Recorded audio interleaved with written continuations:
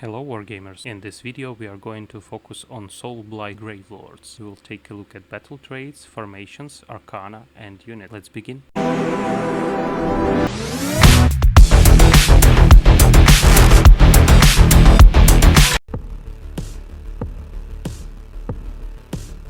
Let's take a look at the battle traits. Firstly, we are having the hunger. Once per turn, at the end of the turn, you pick a friendly vampire that used a fight ability and you heal D3, and if you destroyed an enemy unit, you may heal 2 D3, and actually it's a core mechanic to heal your units and stay longer on the table. Also, we are having Deathly Invocation ability. In the hero phase, you pick a hero, then pick 3 friendly death rattle or dead walkers in the 12 inches range of the hero, and for each target, if the target is damaged, you heal 3, and if it's not damaged, you return a number of models to it with a combined health characteristic up to 3. Also, we have the Unquiet Dead that may be used in the deployment phase. You pick death rattle or dead walkers and set up in the reserve. Also, the Rising Dead ability is your actual removing units from the reserve and placing them on the table. Our Endless Legions ability is our core mechanic for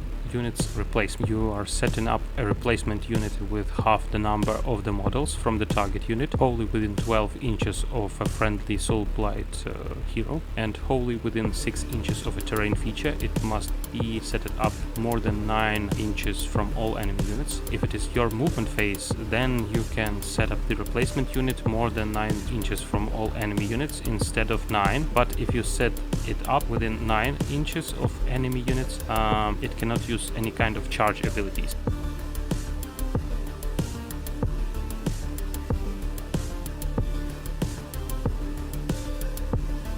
In the Death March, we are having the Tide of the Bones and Blades passive ability that adds 1 to rank characteristic of the melee weapons for friendly death rattle skeleton units, and that charged in the same turn for attacks that target a unit that has fewer models than the attacking unit. So that ability will allow us opportunity to kill units faster, and in this case we may just move further on the table.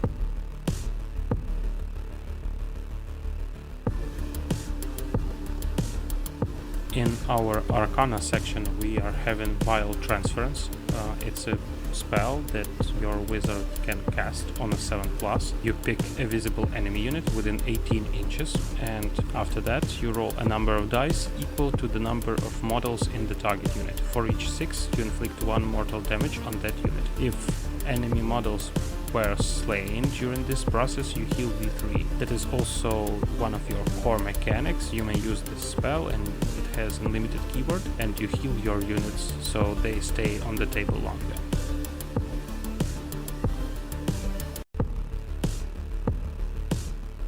Our Raduka has same stats. Also, our claws damage has been increased, and our Call to Hunt ability works better now. We are having +1 to wound for friendly Virkos and skeletons and zombies. Our Armor of the Night is a spell that may be casted on 6+. You make a casting roll, and after that you subtract 1 from hit rolls and wound rolls for attacks that target this unit for the rest of the turn. And if this unit is not in combat, it can move up to D6 because of the Beast Will Out ability.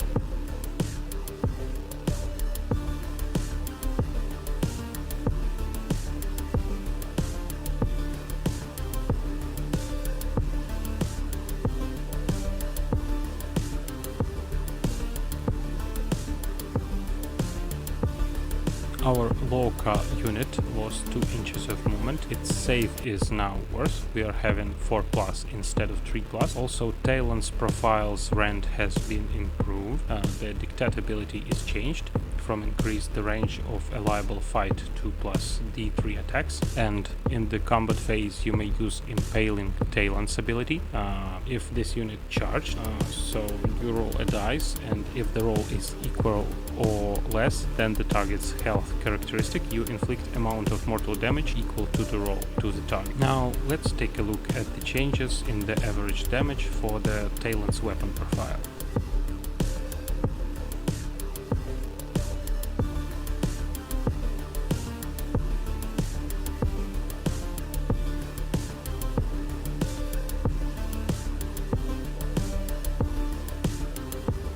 Our Blood Knights unit's movement is increased, but our hooves profile is much worse now. Our weapons now are anti-infantry, and unit is having +1 damage on the charge, and that will deal much more impact on the enemy unit. But you just need to be sure that you charge enemy unit and kill it, because your second combat phase will be much worse. So you may use Trample to Dust ability, and after you are picking an enemy unit, that this unit pass across. While you are moving through the table, you roll a d3, and on 2+ you inflict mortal damage to the unit. And your passive ability tells us that you can move across the infantry models.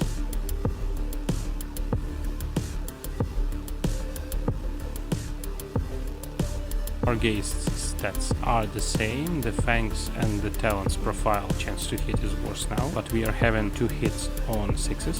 Descendant ability is better. Now you're setting up to 9 inches away from the enemy, which is kinda cool. And I think that this unit is worse in general, but still useful. Soulblight Gravelords are awesome. Personally, I like Redukar the Beast, and also I would like to see more miniatures cast time, especially. So tell me more about your favorite miniatures in this faction. Have a good game, and we'll see you soon.